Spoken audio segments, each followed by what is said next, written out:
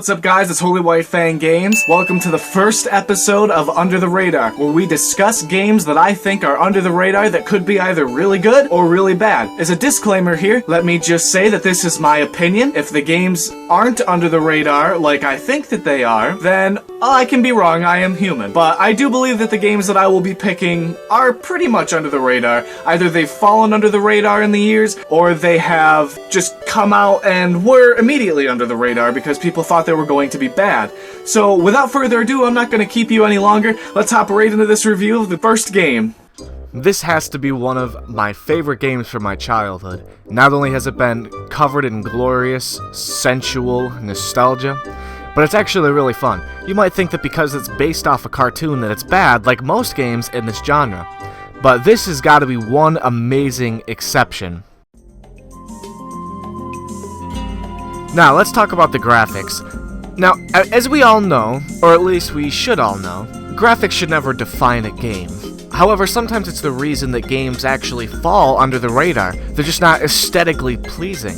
This game is probably no exception. It was released on the PlayStation 1 in December 2000, at least in the US, and it's not as good looking as other games of its time. Graphically, some of the models look a tad, well, derpy at times. However, that doesn't take away from its comedic tone and fun atmosphere.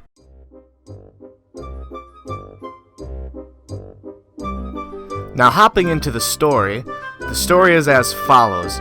Granny calls Daffy to kill a mouse, and then Daffy disrupts the flow of time. Simple, right? No? Didn't you know that Granny keeps a time regulator in her clock tower house thing? Doesn't everybody keep a time regulator in their clock tower house thing? No? It's just me and Granny, apparently. Well, anyways, Daffy gets hurled through time after taking the time gem, and Bugs and Taz are sent to retrieve it. They have to go throughout time, through different eras, to restore the flow of time. Their shenanigans throughout the game are a comedic goldmine, providing you enjoyed the Looney Tunes as a kid to begin with, which I did, and you did. Or at least you better have did. I mean, that's childhood right there. You can't touch childhood.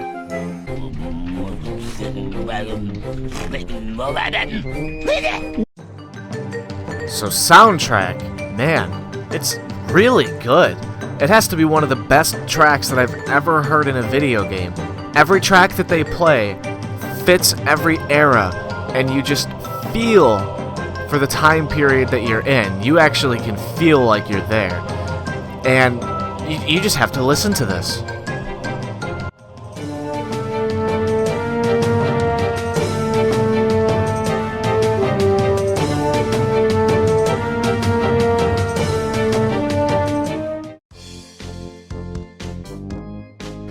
The moment you've all been waiting for, the gameplay. Deep in this game's heart, you'll find it's a puzzle platformer, with boss fights, puzzles, action, jumping, minigames, collecting. My god, this game is packed. You have to do everything from collecting gears, killing baddies, and completing fun minigames with awesome bonuses. Throughout the game, you'll learn new moves, which will help you on your journey. You'll have to learn to switch between Bugs and Taz occasionally to use their moves respectively. When one or the other gets too far away, just push a button, presto, they're by your side. You don't have to worry about a thing. It's really handy when it comes to solving some of these puzzles or when someone is too far away. The boss fights are really fun and can even make you think outside the box. They're also pretty comedic. I mean, this is the Looney Tunes we're talking about. Unlocking the bosses happens after collecting 3 boss coins, which are scattered abroad in each era. Go through the era's minigames, fights, or puzzles, and you will surely find them after some time. Outside of boss battles and challenges, you'll find carrots, which are the source of your health and can be spent to play the aforementioned minigames, and also to earn gears and extra lives. Collecting gears through each level will allow you to unlock the next eras, providing you have defeated the boss in the current one that you've been playing. Oh, and did I mention that this game also supports co-op? That's right, you don't have to play it alone. A lot of this experience is so much better when playing with a friend. You can choose between playing as Taz and choose between playing as Bugs, and your buddy can be the opposite guy. And you guys get to work together to complete your shenanigans. And I feel like that really just contributes to the experience of this game overall.